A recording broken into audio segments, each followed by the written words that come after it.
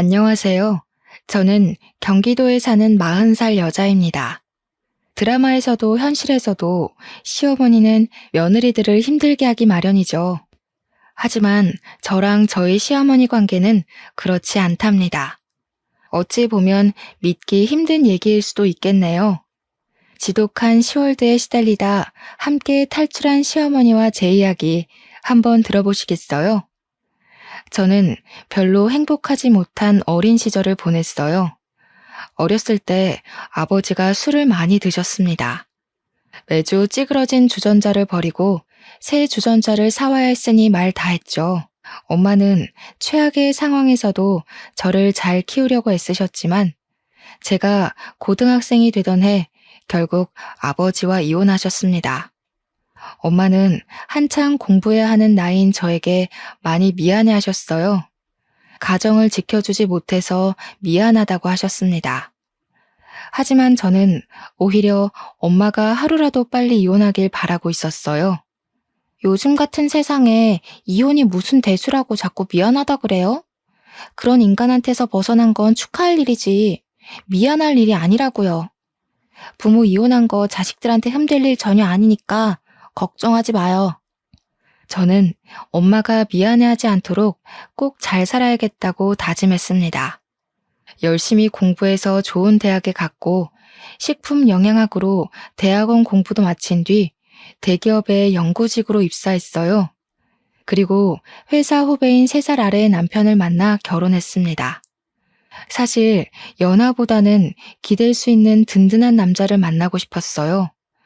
하지만 남편이 워낙에 성품도 좋고 무엇보다 저를 굉장히 좋아했기에 결혼에 이르게 되었습니다. 문제는 남편 집안이었습니다. 남편 아버지는 교장 선생님으로 은퇴한 권위적인 분이셨어요. 남편네 삼형제는 아버지 앞에서 큰 소리도 내지 못하고 아버지가 설교를 하면 무릎을 꿇고 경청하더군요. 사실 진짜 조선시대에 사는 건 시어머니였어요. 시아버지는 60이 넘은 시어머니에게 아침마다 구첩반상으로 밥을 차리게 했습니다. 40년 넘게 이어져 온 그 집안의 전통이었어요. 집안에는 결혼 안 한 시고모까지 있었죠. 시부모에게 인사드리러 간 자리에서 무릎을 꿇고 앉았다가 피가 안 통하는 다리를 두드리며 제 현실을 실감했습니다. 솔직히 좀 도망가고 싶었어요. 시부모님이 저희 집이 이혼 가정이라는 것에 대해 대놓고 내색은 안 해도 별로 탐탁치 않아 하는 게 느껴지기도 했고요. 하지만 남편이랑 사이가 무척 좋았고 남편이 자기는 아버지랑은 전혀 다르다며 저를 설득했어요. 아버지 고집은 아무도 못 꺾고 우리도 그냥 그러려니 하고 사는 거야. 그냥 우리 집에 갔을 때만 조금만 맞춰줘. 집에서 내가 2배, 3배로 잘할게. 하지만 조금만 맞춰준다고 될 수준이 아니었어요. 그렇게 지독한 시집살이를 당한 시어머니가 저를 그냥 두셨겠어요? 저는 시댁에 갈 때마다 시어머니와 같이 꼭두 새벽부터 전을 부치고 나무를 묻혀야 했어요. 게다가 시고모님은 시어머니가 하는 일에 사사건건 꼬투리를 잡았습니다. 고기전은 부치못이 떨어지지 않게 얇게 잘 부쳐야 한다고 했잖아요. 그리고 이 수건 말이야. 내가 따로 삶아서 빨라고 했는데 왜 다른 옷들이랑 같이 건조대에서 나와요? 내가 이거 보고 얼마나 황당했는지 알아요? 대체 몇 번이나 말을 해야 알아? 시어머니는 그 구박을 묵묵히 듣고만 있었어요. 시아버지나 남편 형이나 동생도 그런 일이 흔한 일인 듯 아무렇지 않아 보였습니다. 게다가 시댁은 알고 보니 제사를 1년에 10번이나 지내는 집안이었어요. 저는 할 말을 잃었습니다. 남편은 자기가 죄인이라며 납작 엎드렸어요. 이게 미안하다는 말로 될 일이야? 자기네 집은 남자들은 부엌에 들어가지도 못하게 하잖아. 자기가 도와줄 수 있는 것도 아닌데 미안하다고 하면 다냐고. 난 절대 못해. 저는 시댁에 가서 제사에 참여할 의지도 여유도 없음을 선언했습니다. 물론 있는 그대로 말하진 않았죠. 독실한 기독교임을 내세워 우상 숭배 행위인 제사 행위에는 일절 참여할 수 없다고 못을 박았습니다. 잘난 하나님 믿겠다고 조상 모시는 일을 팽개친다고? 세아가, 네가 얼마나 잘났는지 몰라도 조상님들을 팽개치는 건 절대 못 참는다. 그래, 조상들을 모시는 건 후손들을 지켜주고 복을 달라고 하는 일인데 그건 있을 수 없는 일이야. 어머, 똑똑한 며느리 들인다고 좋아하더니만 하긴 저렇게 똑똑한 며느리가 어떻게 무식한 시어머니 밑에서 그 일을 다 하겠어. 어떻게 보면 할 수 없는 일이지 뭐. 그날 어찌어찌 넘어가 집에 돌아갔어요. 그런데 시고모님한테 전화가 왔지 뭡니까. 시고모님은 자기는 제 마음 이해한다면서 답답한 시부모한테 맞출 필요 없다고 은근슬쩍 제 편을 드는 거였어요. 솔직히 너네 시부모, 특히 태영이 엄마가 좀 답답한 스타일이잖니.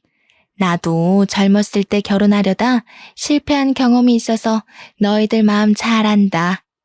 요즘 같은 시대에 누가 그렇게 구식으로 살아? 다 시대에 맞춰 사는 거지. 무식한 사람들이나 옛날 얘기하면서 젊은 사람들 괴롭히는 거지. 뭔가 좀 앞뒤가 안 맞는다는 생각이 들었지만 저는 일단 넘어갔어요. 문제는 얼마 뒤 명절에 터졌습니다. 저는 죽었다 생각하고 시어머니와 함께 명절 음식을 장만하고 있었어요. 시고모님은 열심히 일하는 개미 옆에서 노래하는 배짱이처럼 팽팽 놀면서 감나라 배나라 훈수질을 하고 있었습니다. 아니, 언니는 어떻게 해도 해도 일이 안 늘어? 백날 첫날이 가도 맨 그 자리니. 그래가지고 똑똑한 며느리를 가르칠 수 있겠어요? 소윤이 좀 봐요. 머리 좋은 애들이 일도 잘한다니까. 애 앞에서 무식한 티 좀 내지 말아요. 창피하지도 않나? 바닥에 앉아서 전을 붙이고 있던 저는 민망함에 얼굴이 다 화끈거렸어요. 시어머니를 흘끗 보니 흔한 일인 듯 얼굴색 하나 안 변하고 묵묵히 일을 하고 계시더군요. 그래, 소윤이는 일 때문에 많이 바쁘지? 연구원이면 할 일도 많을 텐데 명절까지 챙기고 장하다 얘. 나는 요즘 애들 자기 할 말하는 거 보기 좋더라고. 우리 때나 벙어리 냉가슴 앓으며 할 말 못하고 살았지. 네 말대로 일하느라 바쁜데 어떻게 제사까지 챙기겠어? 집에서 노는 네 시어미가 하면 되지. 그렇지 오빠? 하긴 그렇긴 하지. 저 사람이야 맨날 하던 일이니까 인이 박혀서 쉽게 하지만 새아가가 직장 다니면서 제사까지 챙기기는 힘들기는 하지. 저기 어머니라고 쉬운 건 아닐 것 같은데 혼자 제사상 차리는 게 보통 일은 아니잖아요. 안 그래 여보? 아휴, 대영이가 그런 걸 어떻게 알아. 우리 집안은 예전부터 남자애들은 부엌 근처에 얼씬도 못하게 했어. 나도 막내가 되어나서 부모님이 얼마나 이뻐하셨는지 절대 손에 물 묻히는 꼴을 못 봤지. 그래서 나는 일은 하나도 할 줄 몰라. 그래도 누구랑 달리 공부는 열심히 했지 뭐. 집에 돌아가는 길에 내내 찜찜했던 전 남편을 붙잡고 말해봤어요.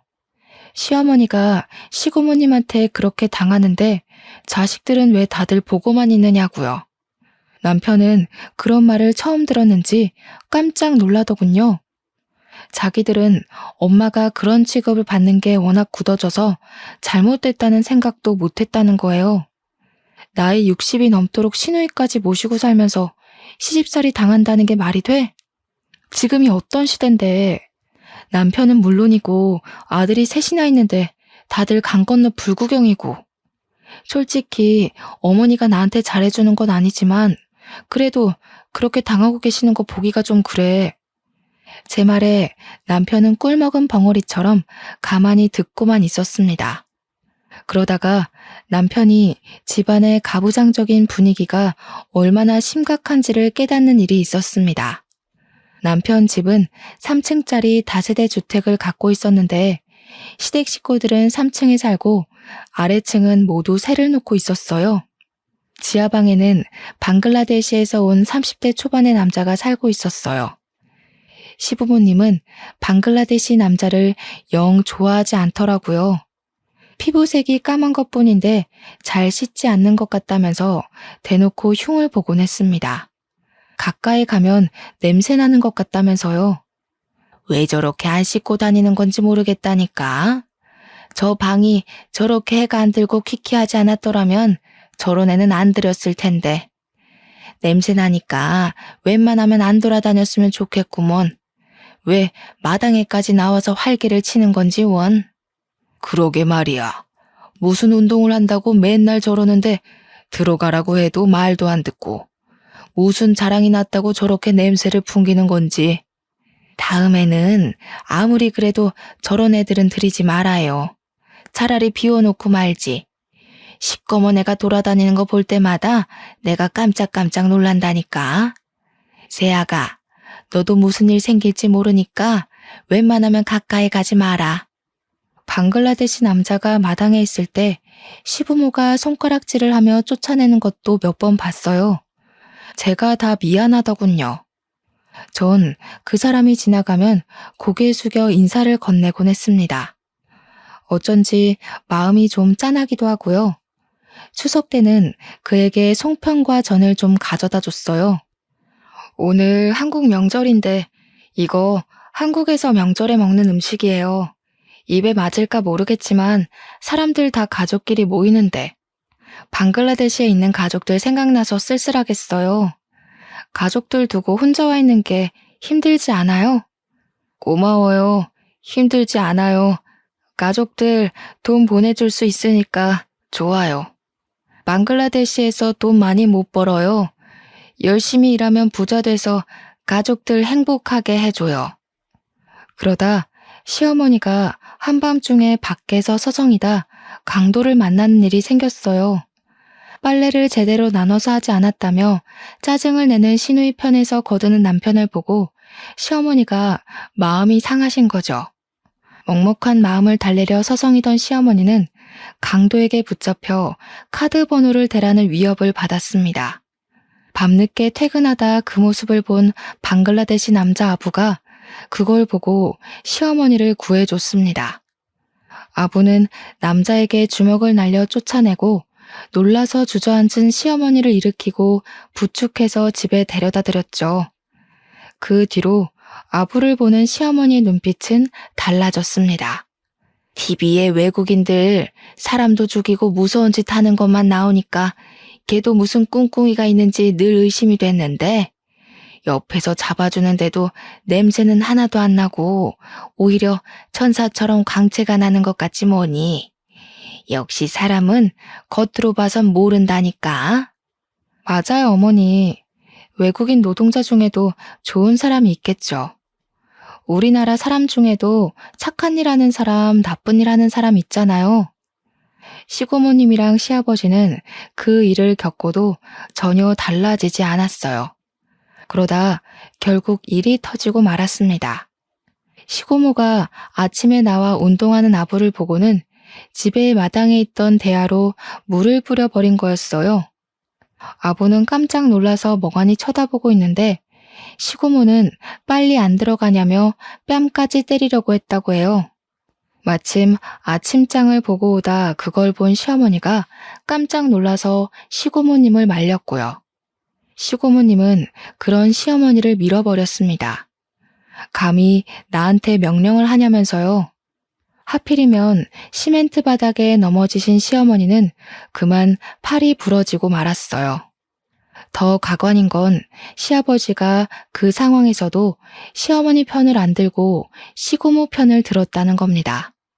하찮은 외국인 놈 편드느라 시누이를 화나게 한 시어머니 잘못이라면서요. 기가 막힐 노릇이죠. 시어머니도 드디어 폭발하고 말았습니다. 그게 어떻게 내 잘못이니? 불쌍한 애를 괴롭히는데 그럼 내가 그냥 가만히 있어야 하니? 네 아버지랑 고모는 어쩜 그렇게 한결같이 사람들이 매정에 빠졌니? 어려서 공부 못한 것도 서러운데 무식하다고 구박이나 받고 에이구, 내가 죽고 나서나 정신들을 차리지. 어머니, 잘못하신 거 하나도 없어요. 진짜 고모님도 그렇지만 아버님도 해도 해도 너무하시네요. 팔 나으실 때까지 집에 들어가지 마시고 여기서 좀 쉬세요. 진짜 그래도 되겠어? 나는 너 바쁜데 괜히 불편하게 패 끼칠까 봐. 시어머니가 돼가지고 잘해주지도 못하는데 일만 잔뜩 시키고. 내가 소윤이한테 미안하구나. 아니에요. 일은 어머니가 제일 많이 하시잖아요. 괜히 가서 무슨 일을 또 당하실지도 모르고. 여기서 쉬시는 게 저희도 마음 편해요.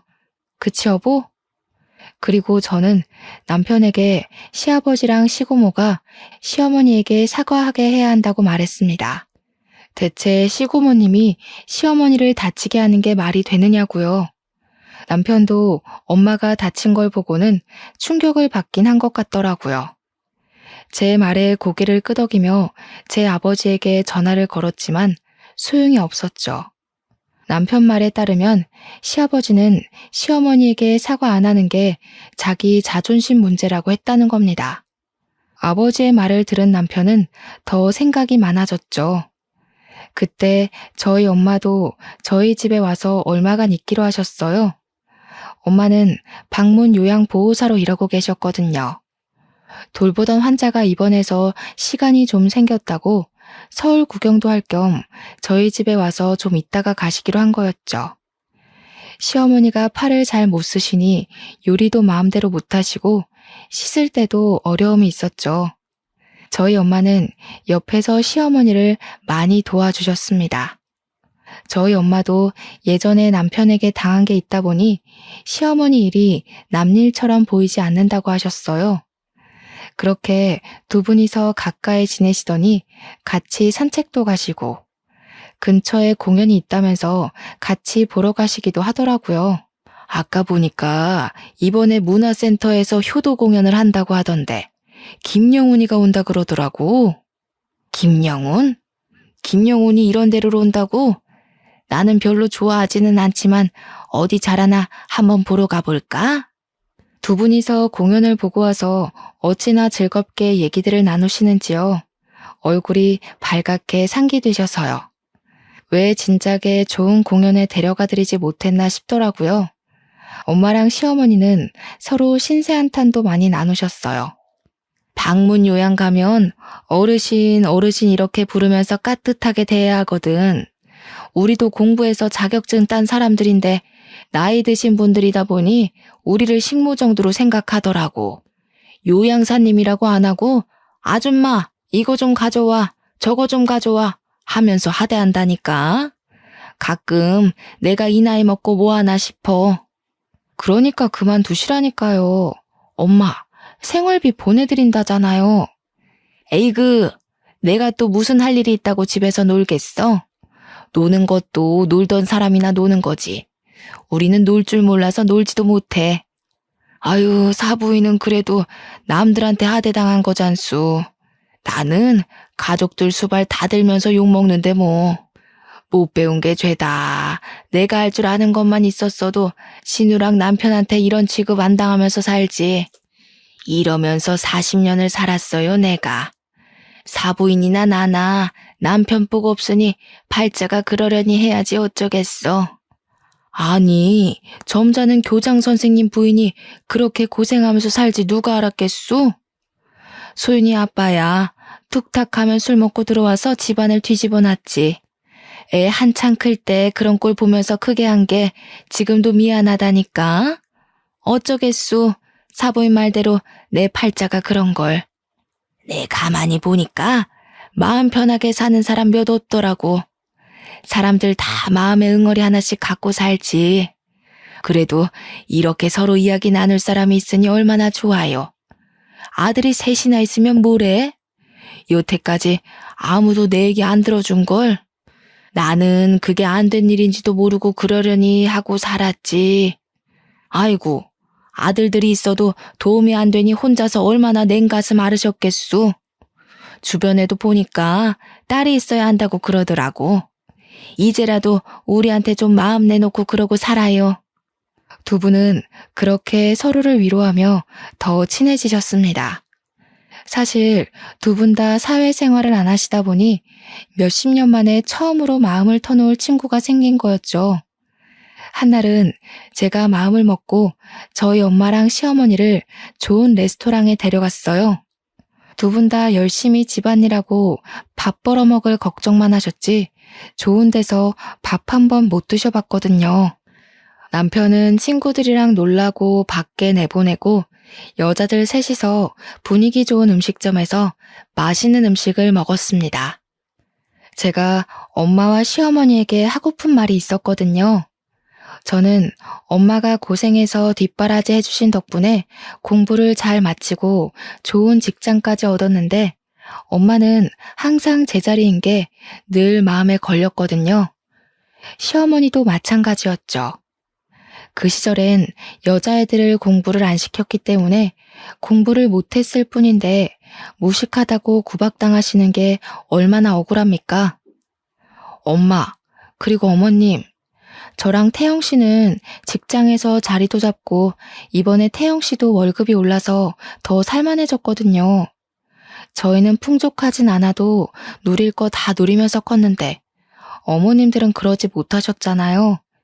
이제 자식들도 다 컸으니까 가족들 걱정일랑 조금 내려놓으시고 이제 자신들을 위해서 사셨으면 좋겠어요. 아이고, 우리가 이 나이에 무슨 욕심을 부리겠니? 너희들 잘 사는 모습 보고 손주 생기면 손주나 봐주는 낙으로 사는 거지. 두 분 다 저보다 훨씬 똑똑하시고 현명하신데 공부를 못하셔서 서름 당하면서 사시는 게 마음이 아파요. 저희가 도와드릴 테니까 검정고시 공부해 보셨으면 좋겠어요. 요즘엔 대학도 만학도 전형이라는 것도 있거든요. 형편상 공부를 못하셨던 고령자들한테 대학 입학 문턱을 낮춰서 공부할 기회를 주는 전형이에요. 저희 엄마는 이 나이에 무슨 공부냐고 하시는데 시어머니는 눈시울을 붉히고 아무 말씀도 안 하시더라고요. 제가 괜한 짓을 한 건가 싶었어요. 무시당하며 사는 것도 서러운데 제가 괜히 콤플렉스를 자극해서 마음 아프게 해드린 게 아닌가 해서요. 두 분은 결국 거절하셨습니다. 70이 다 됐는데 그냥 살던 대로 사는 게 좋다고 하시면서요. 시어머니는 별 말씀은 안 하시고 엄마 말에 고개만 끄덕이셨죠.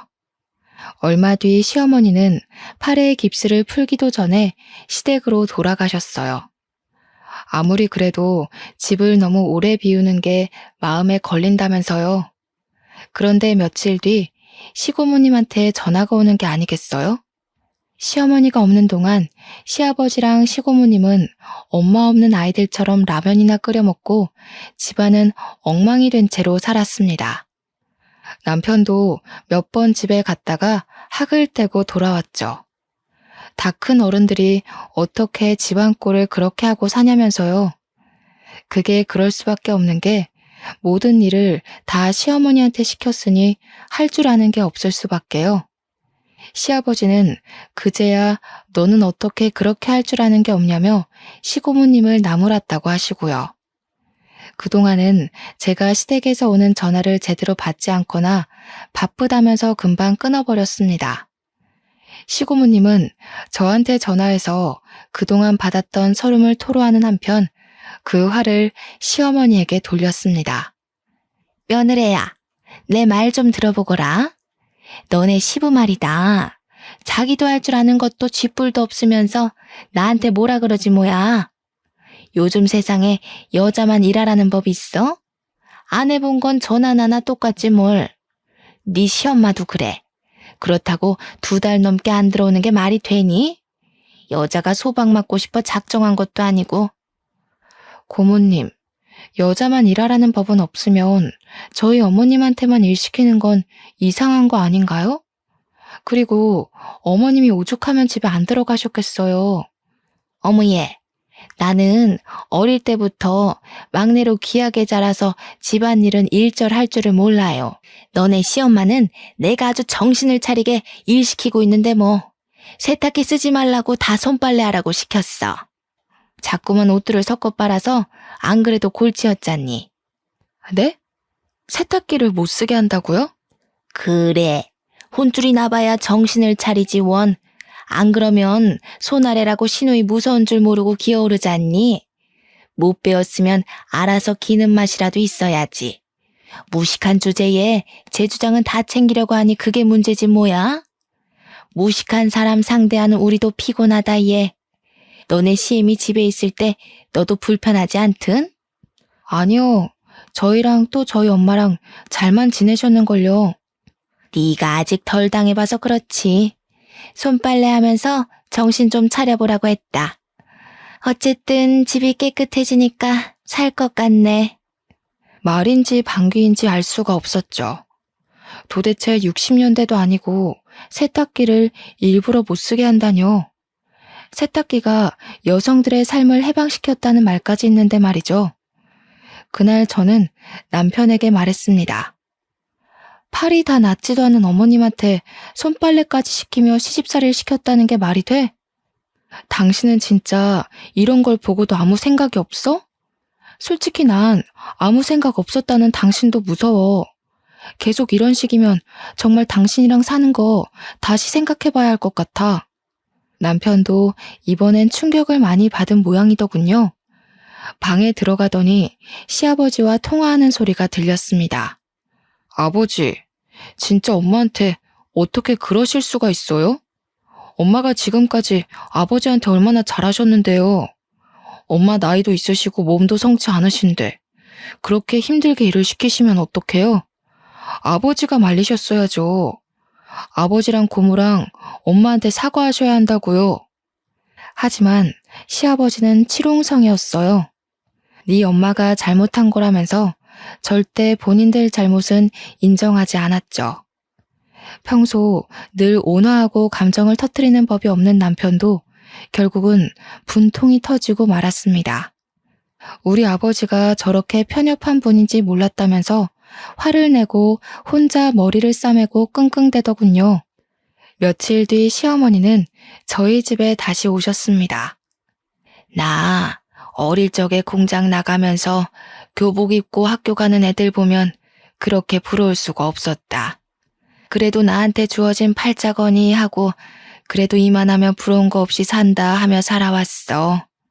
그렇지만 공부 못한 게 늘 한이 되고 공부 못했단 이유로 무식하다는 소리 듣는 건 더 서러웠다. 엄마, 그동안 제가 마음 못 헤아려드려 죄송해요. 저는 그냥 엄마는 그렇게 사는 게 당연하다 여긴 것 같아요. 아버지가 엄마한테 그렇게까지 하실 줄이야. 지금까지 많이 참으셨는데 지금이라도 이혼하시는 게 낫지 않을까 싶은데. 내가 이 나이 먹고 이혼은 해서 또 뭐 하겠니? 그 집에서 당하는 꼴은 서럽지만 흔한 말로 무슨 부귀영화를 누린다고 이혼을 하겠어. 하지만 무식하다 무시당하는 건 이제는 싫다. 새아가 말대로 이제라도 공부해서 몇십 년 묵은 한을 풀어야겠어. 잘 생각하셨어요. 어머니, 정말 잘 생각하셨어요. 시어머니가 담담하게 이야기하는 모습을 보니 어쩐지 눈물이 날 것 같더군요. 시어머니가 검정고시 공부하기로 했다는 소식을 들은 저희 엄마도 결국 함께 검정고시 공부를 하기로 했습니다. 저는 두 분 생활비 걱정 말고 하고 싶으셨던 공부 마음껏 하시라고 말씀드렸어요. 그렇게 해야 우리 어머니들이 자신의 삶을 찾아야 비로소 저희 삶도 온전해질 것 같은 느낌이었거든요. 두 분은 함께 중학교 졸업학력 검정고시반에 들어가셨습니다. 저희 엄마는 저희 집에서, 시어머니는 시댁에서 다니셨지만 종종 저희 집에서 같이 주무시며 함께 공부하셨어요. 남편은 저에게도 사과했어요. 앞으로는 시댁에서 제가 부당한 대우를 당하면 적극적으로 제 편을 들어주겠다고 했습니다. 늦은 나이에 다시 시작한 어머니들의 공부는 결코 쉽지 않았어요. 저희 엄마는 툭하면 머리가 아프다며 싸매고 들어 누우셨죠. 시어머니도 열심히 공부하셨지만 중학교 졸업학력 검정고시를 두 번째 떨어졌을 때는 많이 실망하신 눈치더라고요. 사부인, 우리가 어려운 시절에 태어나 어린 시절에 공부를 못하고 나이 들어 이 고생이지요. 그래도 저는 이런 생각이 듭니다. 그래도 늦게라도 공부를 해볼 수 있다는 게 어딥니까? 우리가 마지막까지 하늘 품고 가지 않게 자식도 저렇게 응원해주고 시간은 아직 많이 남아있잖소. 저는 두 분이 포기하지 않으시도록 더욱 옆에서 열심히 응원하고 보조해 드렸습니다. 솔직히 말하면 저도 힘든 점이 많았습니다. 제 일만 해도 버거울 때가 많았거든요. 그래도 모르는 게 있다고 하시면 다른 일 다 제쳐두고 가서 알아들으실 때까지 설명해 드렸어요. 워낙에 공부를 안 하던 분들이시다 보니 처음엔 쉬운 개념도 잘 이해를 못 하실 때가 있었어요. 하지만 우리 어머니들이 누굽니까? 괜히 어머니는 강하다는 말이 있는 게 아니죠. 두 분은 포기하지 않았습니다. 중학교 검정고시에 합격하던 날 눈물을 흘리며 서로 부둥켜 안으시던 두 분이 생각나네요. 그날 시어머니는 집에 들어가 선언했습니다. 당신들 밥은 이제 당신들 손으로 차려 먹으라고요. 시어머니가 그런 말을 했다는 걸 듣고 저는 정말이지 속이 시원했답니다. 있을 때 잘하라는 말은 저희 시아버지를 위해 있는 말이 아닐까요? 시어머니는 저희 엄마랑 둘이서 노래교실도 다니면서 더욱 즐겁게 지내게 되었어요. 반대로 시아버지랑 시고모님은 집에서 죽상을 하고 있다가 남편과 형제들에게 전화에 툴툴거리기 일쑤였죠. 한 번은 시아버지는 시어머니가 공부하러 나가는 게 고가웠는지 이것저것 꼬투리를 잡으시더군요. 저는 아침 일찍 어머니를 모시러 갔다가 그 싸움을 고스란히 구경하고 말았죠. 가정주부가 무슨 헛바람이 들어가지고 공부를 한다고 집안 살림을 내팽겨쳐? 당신이 공부해서 쓸 데가 어딨어? 내 삶을 찾겠다느니 헛소리만 잔뜩 해대고 쓸데없는 짓 하지 말고 하던 대로 살아. 바람만 잔뜩 들어가지고 남들 보기 창피스럽지도 않아? 하나도 안 창피해요. 여태까지 공부 못한 게 더 창피하죠. 공부해보니까 그렇수다. 한 번 못한 공부를 영원히 못하는 것도 아니고 한 번 주부라고 영원히 주부라는 법도 없어요. 당신도 한 번 남편이라고 영원히 남편이겠어요? 나도 지금까지 참을 만큼 참았으니까 당신이나 헛소리하지 마세요. 뭐야? 좋아, 그래. 100번 양보해서 공부하는 건 좋다 이거야. 그래도 집안 살림은 챙겨야 할 거 아니야. 사람이 자기 본분을 다하면서 하고 싶은 것도 해야지. 어떻게 하고 싶은 것만 하면서 사나? 당신 그렇게 근본 없는 여자였어? 당신 진짜 이런 사람 아니었잖아. 앞뒤는 맞게 살자 이거야 내 말은. 당신이랑 아가씨는 손이 없소 발이 없소. 당신도 은퇴했으면 그에 맞는 본분을 새로 찾아야지. 언제까지 나만 붙잡고 밥밥 그럴 거랍니까? 당신이랑 당신 동생이나 정신 차리슈. 그 나이 먹도록 제 밥숟갈 하나 못 놓는 거야말로 창피하지 않아요? 이 여자가 진짜 말이면 단 줄 알아? 진짜 보자 하니까 안 여자가 됐으면 남편 밥상 보고 잠자리를 살피는 게 본분이지. 어디서 남편한테 꼬박꼬박 말대답이야? 진짜 돌아버린 거야? 진짜 밥상 뒤집어 엎어지는 꼴 보고 싶어? 그때 시고모님이 없었으니 망정이지 거기에 시고모님까지 더해지면 시어머니가 부글부글 끓다가 폭발할 것 같더군요. 일은 엉뚱한 데서 터졌습니다. 잔뜩 골이 나서 속이 베베 꼬인 시아버지가 방글라데시 남자 아부에게 화풀이를 한 거였어요. 시어머니는 없고 배는 고픈데 시고모님은 옆에서 말만 많지 아무 도움도 안 되죠. 담배나 피우려고 나가신 겁니다. 그런데 아부가 쉬는 날이었는지 이불을 내다 마당에다 걸고 있는 걸 보신 거예요. 시아버지는 냄새나는 이불을 왜 거기다 거냐면서 아부에게 화를 내다가 급기야 손찌검을 한 거예요. 시아버지의 손찌검에 아부는 그만 윗니가 하나 부러지고 말았어요. 그걸 본 2층 세입자가 경찰에 신고했고 시아버지는 경찰서에서 남편에게 전화를 했습니다. 저희는 깜짝 놀라서 경찰서로 갔어요. 시부는 미간에 힘을 잔뜩 준 채로 입을 꾹 다물고 경찰서 의자에 앉아 있었습니다. 아부는 한쪽 얼굴을 붙잡고 있더라고요. 보니까 얼굴이 많이 부어 있더군요. 아부, 괜찮아요? 미안해서 어쩌죠? 저희 시아버님이 요즘 마음이 많이 안 좋으셔서 그래도 그러면 안 되는 건데 남편이랑 제가 대신 사과할게요. 정말 미안해요. 괜찮아요. 소윤 잘못 아니에요. 나 운동신경 좋아서 많이 안 다쳤어요. 내가 잘 막아서 이빨 하나만 부러졌어요. 저는 치료비는 물론 일하느라 치료받는 데 지장이 없도록 합의금을 넉넉히 챙겨줘야 한다고 남편에게 말했어요. 그리고 제가 아부네 회사에 연락해 치료 때문에 회사를 못 나가는 것 때문에 잘리지 않도록 잘 부탁도 드렸어요.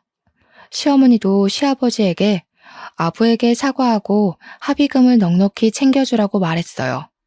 시아버지는 끽소리도 못하고 합의금을 마련해 줬습니다. 그런데 아주버님이 저한테 전화해서 화를 내는 게 아니겠어요. 제가 중간에 끼어서 아버님 편은 안 들고 그 외국인 편을 들어준다는 거였습니다. 재수 씨가 그러면 안 되죠. 저번부터 느꼈는데 왜 그렇게 자기 생각 가지고 아버지를 몰아붙여요? 엄마 검정고시 공부한답시고 집안 살림 내팽개치고 노랫바람까지 든 것도 재수 씨가 바람 넣은 거잖아요. 시집을 왔으면 그 집안 법에 따를 줄도 알아야죠. 재수 씨가 똑똑하다고 재수 씨만 옳고 다른 사람들은 다 무식한 줄 알아요? 제가 받아치려는데 남편이 갑자기 전화기를 뺏어 들었습니다. 아버지가 잘못한 건데 형은 왜 그걸 소윤이한테 그래? 그건 진짜 인간으로서 해서는 안 되는 일이잖아. 더구나 교육자셨는데 자식이고 며느리라고 아버지가 무슨 짓을 하든 다 편을 들어드려야 돼? 우리가 그러면 아버지가 더 편협해지고 자기밖에 모르는 사람이 되는 거 모르겠어? 그 일이 있고서도 시어머니는 여전히 집안일에 굴레에서 완전히 벗어나지 못하셨어요.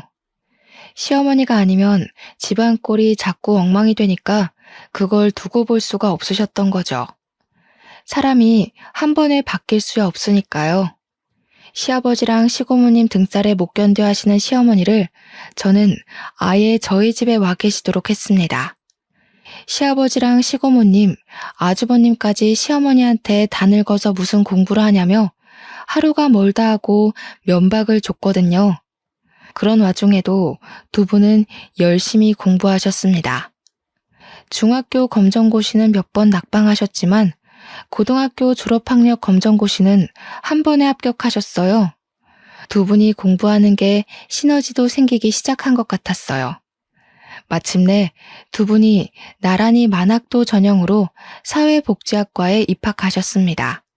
두 분이 대학 입학하던 날 저는 굳이 반차를 내고 입학식을 보러 갔어요. 어쩐지 그 순간을 놓치면 안 될 것 같았거든요. 두 분의 한층 밝아진 얼굴을 보는 것만으로도 행복했죠. 두 분이 대학생이 되어 열심히 공부하시는 모습을 보며 묘한 기분도 느꼈답니다. 물가에 내놓은 것처럼 걱정되기도 하고 그러면서도 학교 가는 뒷모습만 봐도 뿌듯하고요. 우습지만 엄마가 저를 키울 때 이런 기분이었겠구나 하는 기분이랄까요? 두 분은 학교에서뿐만 아니라 노인회관에서도 친구들을 많이 사귀시고 노래 모임도 더욱 활발히 다니셨습니다. 제 2의 인생이 꽃피우기 시작한 거죠. 소윤이 너 피꺼솥이 뭔지 아니? 피꺼솥. 우리 과 애들한테 배웠는데 하기는 너는 신세대들이 쓰는 단어는 이제 잘 모르지? 요즘은 MZ세대라고 부르더라. 피꺼솥? 피카츄 친척인가? 피로가 거꾸러질 정도로 솟아오른다? 아, 그러고 보니 진짜 피곤하네. 아, 내가 그걸 어떻게 알아요, 엄마. 으이그, 그거 하나 알았다고 딸을 약 올리네. 소윤이는 공부만 하느라 학생 때도 그런 말 몰랐을걸? 엄마 고생한다고 한눈 한번 못 팔았잖아. 소윤아, 비꺼솥이 뭐냐면 피가 거꾸로 솟는다. 피가 거꾸로 솟을 정도로 화가 난다. 대학을 졸업하던 날 엄마와 시어머니는 함께 특별상을 받으셨어요. 고령에도 불구하고 열심히 공부하는 모습으로 젊은 학생들에게까지 본보기가 됐다고 주는 상이었죠. 두 분이 뒤늦게 공부하느라 고생하신 걸 아는 저는 가슴이 찡했습니다. 두 분은 노인 심리 상담사 자격증을 따서 노인회관에서 상담사로 일하기로 되어 있었습니다. 시간제 일이기는 하지만 그래도 취직이 된 게 어디예요? 저는 자꾸만 눈가가 촉촉해지면서도 한편으로는 이 순간을 마음껏 즐겨야겠다고 생각했습니다. 졸업식이 끝나고 저희는 근교로 드라이브를 나가기로 했어요. 다들 한껏 기분이 들떠 있었죠. 시어머니는 가져올 게 있다면서 잠깐 시댁에 들르겠다고 하셨어요. 기분 좋게 모자를 쓰고 나오려던 시어머니는 그만 시고모님한테 붙잡히고 말았어요. 한참을 기다려도 시어머니가 안 나오길래 제가 들어가 봤더니 두 분이서 한창 말싸움을 하고 있었습니다. 집구석에 기어들어오지도 않더니 또 어딜 기어나가는 거야? 이보세요, 김성희 씨. 제정신이세요? 제정신일 리가 없지. 안 그럼 저렇게 헛바람이 들 수가 있나. 집안 꼴 잘 돌아간다. 우리를 이렇게 무시하고도 언니가 무사할 줄 알아? 무사 안 하면 뭐 어쩌려고. 머리채라도 잡게요? 하긴 그런 게 아가씨한테 어울리긴 하지. 말도 함부로 하지 집안일 하나 할 줄 아는 게 없지. 입만 살아가지고 남 괴롭힐 줄밖에 더 알아? 이보세요, 최금희 씨. 저도 예전에 제가 아니거든요. 아가씨 대학 졸업장 없잖아. 시어머니는 졸업장을 시고모한테 던졌습니다. 말리려던 저는 팔을 뻗은 채로 그대로 굽고 말았어요. 솔직히 속이 시원했습니다. 우리 며느리가 그러더라고. 남들이 날 모욕할 때는 일단 녹음을 해두라고. 당신이랑 당신 오빠가 내가 공부하는 걸 갖고 미친 짓이라고 난리치면서 하루가 멀다 하고 욕한 거 다 녹음해놨어. 내가 멍청해서 가만히 있었던 게 아니라 위자료 적립하는 셈 치고 들었다 이거야. 뭐 위자료? 이 여편네가 돌아도 한참 돌았구먼. 위자료는 무슨 개코가 위자료야. 그리고 뭐 대학 졸업장? 참네. 이게 그렇게 대단해? 대학 졸업장만 있으면 뭐 칠푼이가 양반되는 줄 알아? 사람이 인간이 먼저 돼야지. 대학 졸업장 땄다고 하늘 같은 시댁 식구들한테 기어올라? 형편 어려워서 학교 못 다닌 거 가지고 무식하다 노래 부른 사람이 누군데. 근데 내가 공부해보니까 말이야. 진짜 무식한 게 뭔지 알아? 자기가 운이 좀 좋았던 거 가지고 남 깔아 뭉개는 거. 그런 게 진짜 무식한 거야. 이 무식한 여자야. 너희 잘난 오빠랑 둘이서 천년만년 라면이나 끓여 먹고 살으세요. 뭐야? 이 여자가 진짜? 시고모가 시어머니한테 달려드는 걸 제가 얼른 막아섰어요. 넌 또 뭐야? 그러고 보니 네가 이 사단의 원인 제공자지? 내년부터 잡아야겠다. 학교 좀 좋은 데 나왔다고 시댁 식구들을 우습게 보고 따박따박 말대꾸를 하질 않나? 하늘 같은 시고모를 제 아래로 보고 무시하질 않나? 처음부터 마음에 안 들었어. 이번엔 시어머니가 시고모를 막아줬어요. 거 험한 꼴 보지 말고 좋은 말로 할 때 빠집시다. 우리는 대졸자들끼리 좀 갈 데가 있어서. 나랑 같이 대학 졸업한 소윤이 엄마도 밑에서 기다리고 있거든. 그치, 소윤아? 네, 어머니. 좋은 날인데 예의를 모르는 분 때문에 망치지 말고 얼른 우리 갈 길 가요. 아, 그리고 고모님. 저는 문제의 원인을 제공한 게 아니라요. 문제를 시정한 것뿐이에요. 그 정도는 논리적으로 이해하셔야 하는데 이해가 잘 안 되시나 봐요. 당신 오빠 오면 이거나 전해줘. 시어머니가 시고모에게 두 번째로 던진 건 이혼 서류였습니다. 위자료를 받을 수 있게 소송 준비까지 잘 맞춰둔 뒤였죠.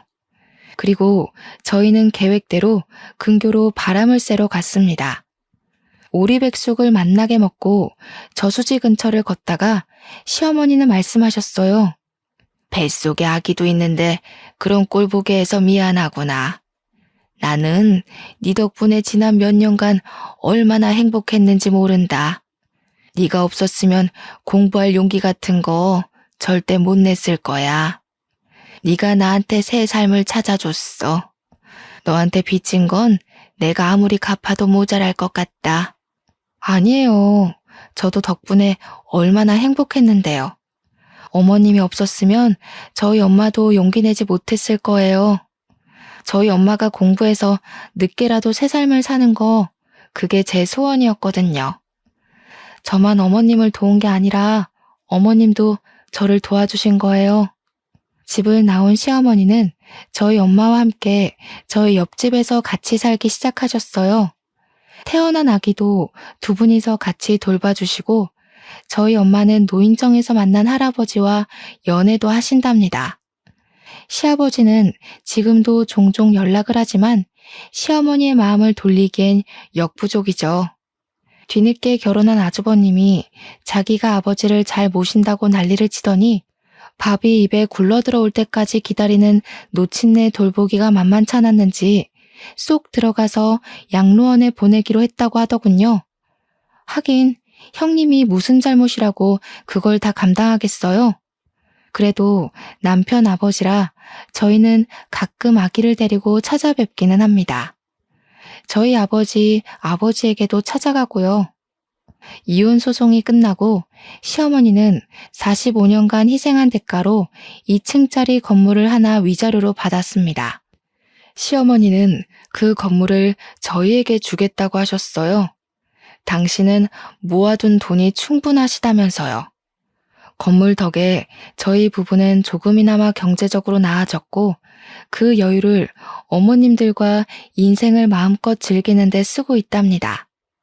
방글라데시로 돌아간 아부는 농장을 샀다면서 놀러 오라고 연락을 해왔어요.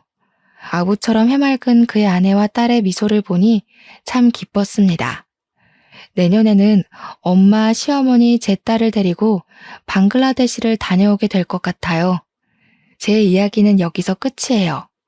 어머님들이 무시당하지 않게 공부하길 간절히 바랐지만 오히려 두 어머님을 보며 제가 더 많이 배운 것 같네요. 여러분도 좋은 시절 다 갔다 느껴질 때 그때가 바로 새로 시작할 때라는 거 기억해 주셨으면 좋겠어요. 다시 꽃피울 인생을 위해 파이팅입니다.